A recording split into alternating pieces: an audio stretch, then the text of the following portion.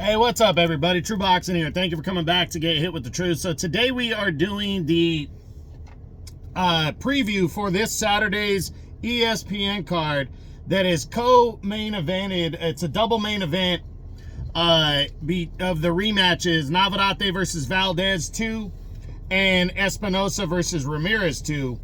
And it's just going to be a good stacked card right here that I'm looking forward to. So I'm just going to do a quick preview of the whole card because I already did breakdown videos of the double main event right there. So because I did that, I don't see a point in doing individual videos like I normally do to preview a fight. So I'm just going to do a quick preview of the whole card. Now, before we get into that, if you could smash the like button, leave a comment, or subscribe to the channel, I really do appreciate any and all support that I can get as I continue to build my channel here. So, down on the card, I looked down the whole card. Excuse me, and ESPN should be bringing this entire card to you. But opening up the big card that we have here is, and I'm only going to mention the 5 fights that are relevant in terms of boxing. But Ricardo Torres Jr., he's a heavyweight prospect on the rise. He's taking on a one-loss Mexican heavyweight named Isaac Munoz. Not really a known guy, but Torres has been tearing through his opposition so far. Got fast hands, got a lot of power. Looking forward to seeing what he brings to the table and if he can secure a big win here and become the new, continue to push forward. So I got him winning a knockout in the heavyweight card. Later on in the card, again, I'm only mentioning the relevant ones. Welterweight Giovanni Santillan was on a fucking roll. He had stopped Alexis Rocha last year. That led to him becoming the interim welterweight champion and was in line to fight for the welterweight title. And he took on Brian Norman Jr.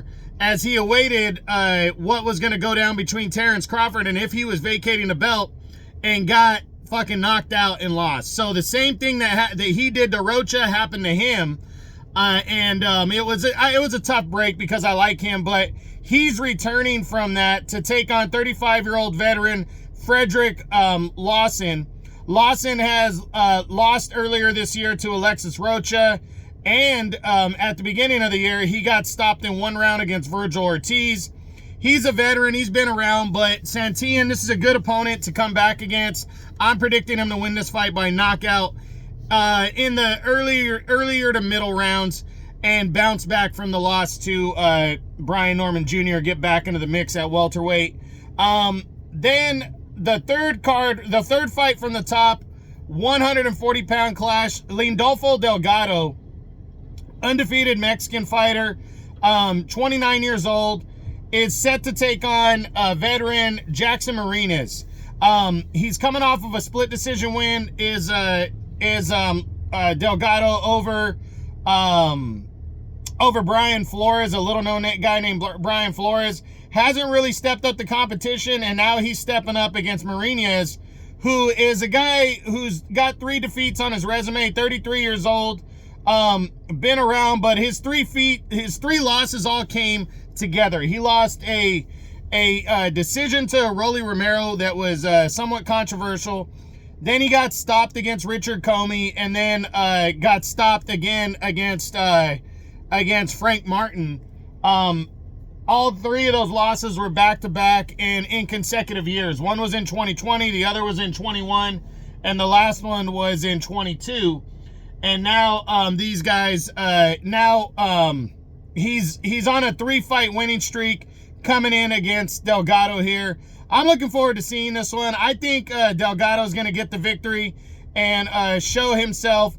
And hopefully it's an impressive win so he can kind of throw himself into the mix of the loaded 140-pound division, which is probably like top 2, top 3, definitely top 3 divisions in boxing in terms of how deep and superstars in the division.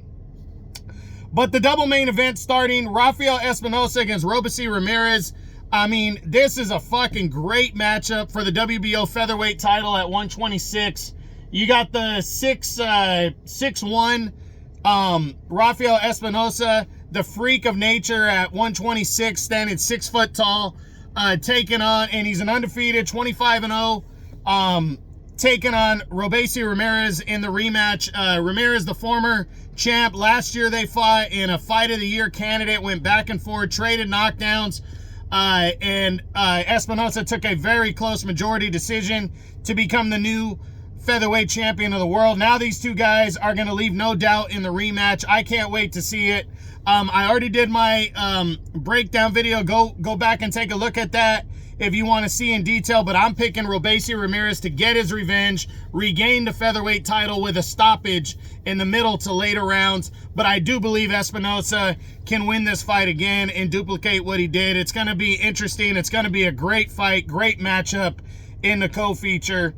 But the overall main event is a rematch for the WBO super featherweight title at 130, as Emmanuel Navarrete returns from only the second defeat of his career to battle former 2-division champion Oscar Valdez, who is the current WBO interim champ and the mandatory challenger for the title. These two guys fought in August of last year. To be honest, Navarrete dominated Valdez. I thought Navarrete would beat Valdez. I thought he would win comfortable, but not by such a wide margin where he beat the shit out of Valdez, but he beat the shit out of Valdez in that fight. Valdez was competitive. He just couldn't secure a win. And I had Navarrete winning a wide unanimous decision. Now they're going to rematch. Valdez, though, returned in earlier this year against Liam Wilson, and he looked the best he's looked since his knockout win of Miguel Berchelt.